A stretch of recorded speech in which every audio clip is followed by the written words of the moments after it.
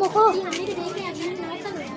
හරි කඩවහන් ඉන්න එනකොට යමු කට්ටිය මේ සෙනක වැඩි ඈ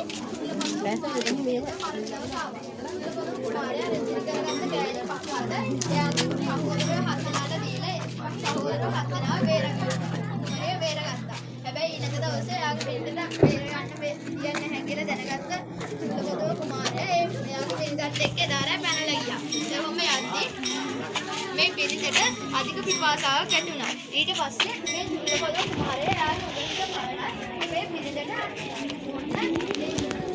right ගැහුවා.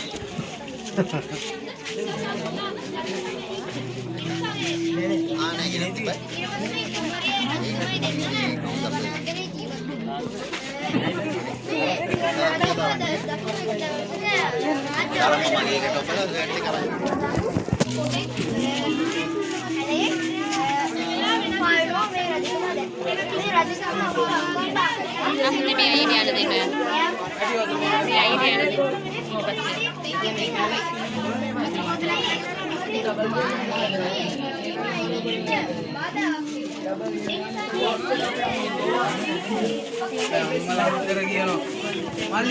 විතර ගන්නව පැටියෝ.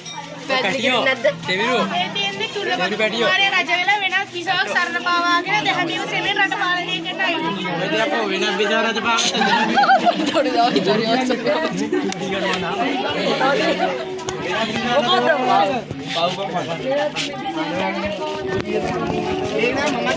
අනික දැහැමි වෙන්නේ කොහොමද? දැහැමි වෙන්නේ දෙන්නේ නැන්ටි අපි කොටියම දැනක්.